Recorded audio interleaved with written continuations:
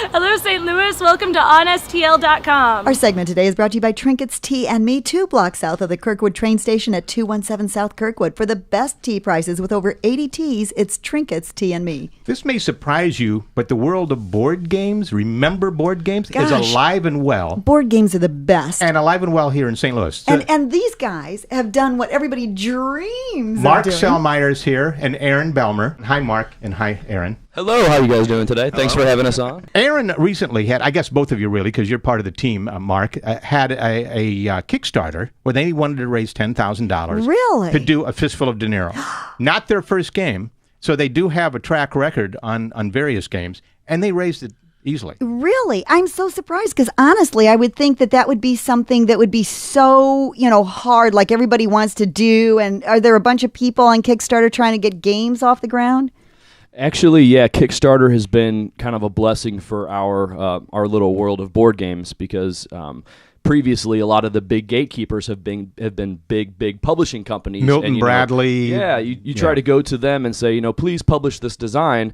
Kickstarter's allowed us to form our own small company, go to the crowds to raise money and do it ourselves. It's just a wonderful platform, and it's just beautiful seeing this dream of ours just come true. Well, why did you decide to do this yourself instead of going to Milton Bradley and selling the idea to them? Because it's hard. Well, no. Was that right? Did you try or? Well, both of us have dealt with big companies before, and it's very hard. I mean, I've had a game published by a big company, but it is hard to do. And this way you can do it because we just started working on this back in March. Right. So this has been a really quick turnaround way to go with it. Oh, so in other words, usually the advantage of going with a big company is they have the distribution power. Do you think that in today's world with the internet or something that substitutes for that? That's actually a very good point. With the internet, with social media, our reach is a lot more. It really becomes our kind of social distribution, and it's empowered us to do things that we've never been able to do 3-5 years ago. But aren't you a banker by day? I do, or I'm a mortgage guy by day, correct. Yeah. Well, how do you know when you come up with an idea that somebody else didn't already come up with something too similar? There's a website called Board Game Geek. It's kind of the largest board game database online. So you can actually look up games there and see if anybody's come up with something similar. That's very interesting. Now, are you guys both geeks? That would be a affirmative, Ron. Yes. Okay. I mean, for that matter, you got to think. Hasn't everything been thought of in board games? I mean, board games is, that's a medium that has been around for a long time, forever. So that's the real challenge. That's actually a really good question. And in a lot of industries, whether it's movies or songs, you get to this point where you're like, everything has been done, and that's what that limitation keeps us, stretching our brains. And I think the word we go back to the most is play testing. Once we have an idea, the idea is great, but once we play it with 10, 20, 50 different groups, eventually we'll hear the feedback that's been done, or that's really original. So then we build upon that, and then finally have something that we. Aaron, you started 2 meetups here in St. Louis for board games and for board game designers. Am I right? Well, the first one was started by Timothy Hunt. Okay. Ours is kind of a brother group that spawned from that that Mark and I.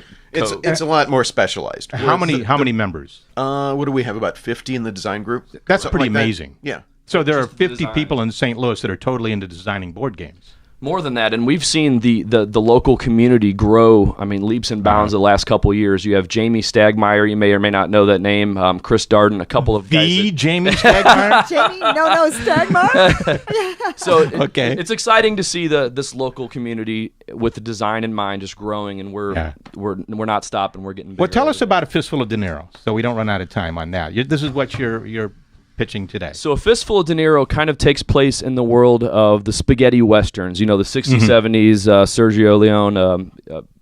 It's inspired by a gunfight over a poker game. So a poker game goes wrong, you draw your weapons, and you fire, and you grab the loot. Really, the first person that wins by either taking the most poker chips when this runs out, or by shooting down all of your opponents. You play with guns. This is good. Correct. You play with guns. Great idea, guys. So you play it once, and then what happens? You have one less player next time? That's right. So what is the timeline on this right now? You raised your $10,000. What happens next? So now we make 1,000 copies.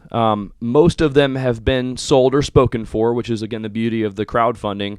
And the rest of them will take to a convention. The time frame is about 3 to 5 months or so. Hopefully by December, January, they'll be made and sent into distribution, which is into the different gaming stores. If that sells quickly and has good reception, then we will print 1,000 or 2,000 or 5,000 more. You have to think that's how Monopoly started. Maybe they made 500 and now it's 500 million. So now, what if somebody wants to join the meetup? How do they do that? Go ahead. Or can they? Just go to meetup.com and then type in St. Louis board games, and our site will pop up. If you want to join the design group, then just type in board game designs. Thank you both very much. Thanks, guys. Thanks. Thank you so much. It's great to have you.